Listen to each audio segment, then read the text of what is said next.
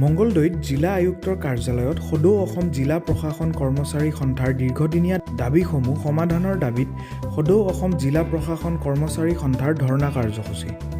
জিলা আয়ুক্ত কাৰ্যালয়ৰ কৰ্মচাৰীক সুকীয়া দৰমহা গাঁথনি প্ৰদান কৰা, NPS বাতিল কৰা, OPS পুনৰ প্ৰচলন কৰা আদি বিভিন্ন দাবীৰে এই ধৰ্ণা কাৰ্যসূচী।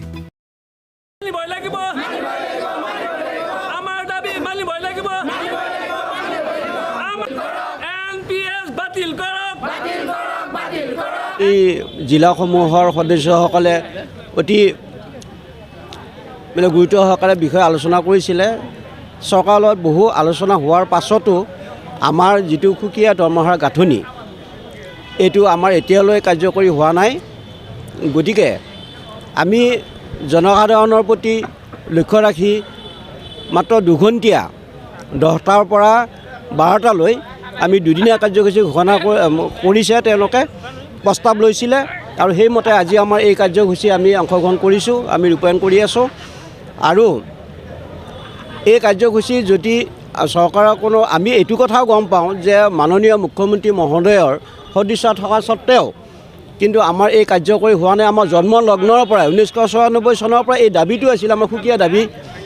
গতিকে এতিয়ালৈ কাৰ্যকৰী হোৱা নাই। গতিকে আমাৰ এই দুদিনীয়া কাৰ্যসূচী লৈছে। যদি কাৰ্যসূচীটো আমাৰ চৰকাৰৰ কোনো কাণসাৰ নিদিয়ে তেতিয়াহ'লে আমি আকৌ 29 তাৰিখে আমি সৰ্বাত্মক অসহযোগ আমি ঘোষণা কৰিম। তাৰপিছতো যদি নহয় তেতিয়াহ'লে কৰ্ণাটক সমিতিয়ে আকৌ আমাৰ আলোচনাত মিলিত হ'ব, অতি দীঘলীয়া কাৰ্যসূচী গ্ৰহণ কৰিবৰ কাৰণে তেওঁলোকে আমাৰ সেই 3 তাৰিখৰ যিটো নেকি কাৰ্যকৰী কমিটিৰ মিটিং আছিল তাতে সিদ্ধান্ত গ্ৰহণ কৰিছে। সেইমতে আমি আজি আৰু অহাকালিলৈ আমি দুঘণ্টীয়াকৈ এনেকৈ কাৰ্যসূচীত আমি অংশগ্ৰহণ কৰিম, ৰূপায়ণ কৰিম। আজি সম্পূৰ্ণৰূপে আমি এই দুঘণ্টাত আমি কোনো আমাৰ চবেই সকলো ইয়াতে বহিছে আহি আমাৰ সদস্যসকলে জিলা প্ৰশাসন কৰ্মচাৰী সন্থাৰ সদস্যসকলে কোনো কাৰ্যত অংশগ্ৰহণ নকৰে, আজি কৰা নাই আৰু অহাকালিলৈ নকৰে।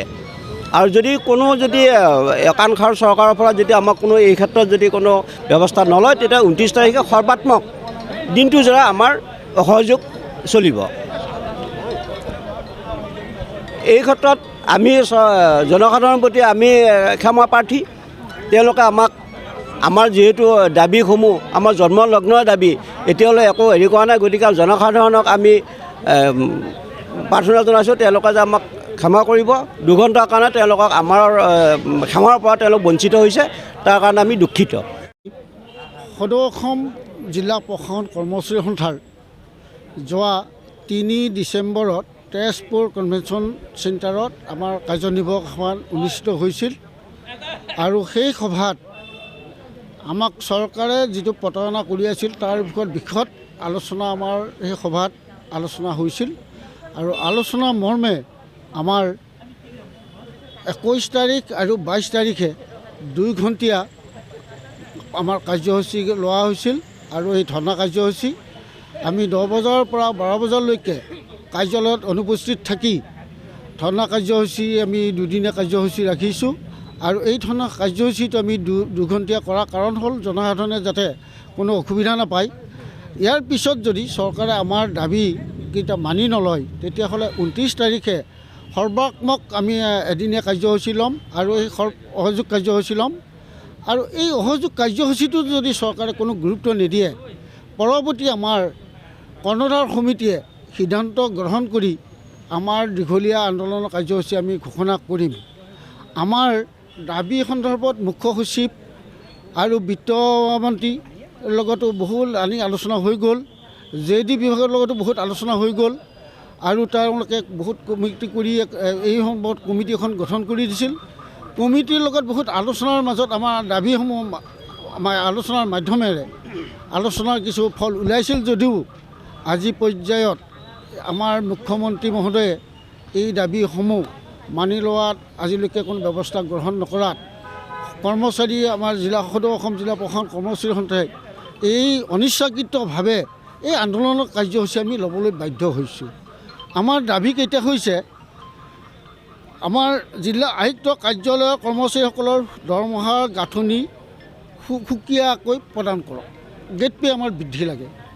দ্বিতীয়টো হ'ল জিলা আয়ুক্ত কাৰ্যালয়ৰ অধীক্ষক আৰু গাণনিক পদ সৃষ্টি কৰক, মুখ্য সহায়কৰ পদ বৃদ্ধি কৰক আৰু অসম চৰকাৰে আমাক উপায়ুক্ত কাৰ্যালয়ৰ কৰ্মচাৰীৰ যিটো কামৰ বোজাৰ ওপৰত যিটো চিন্তা কৰি তেওঁলোকে আমাক 3% এটা সমূহ কৰ্মচাৰীক দিছিল।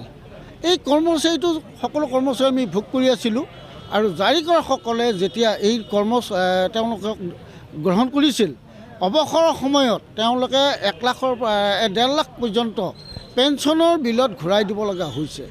এই সন্দৰ্ভত আমি চৰকাৰক বহুবাৰ অনুৰোধ বিনয় কৰি আছোঁ, জাৰি কৰক অৱসৰপ্ৰাপ্ত কৰ্মচাৰীখিনিৰ যাতে 3%টো তেওঁলোকক দিয়াৰ ব্যৱস্থা কৰে, কিন্তু এই ক্ষেত্ৰতো চৰকাৰে কোনো গুৰুত্ব দিয়া নাই। আৰু তাৰ মাজতে আমাৰ MPS যিটো ব্যাধি, এই ব্যাধিটো গুচাই OPS কৰিবৰ কাৰণে আমি চৰকাৰৰ ওচৰত বাৰম্বাৰ অনুৰোধ জনাই আছোঁ।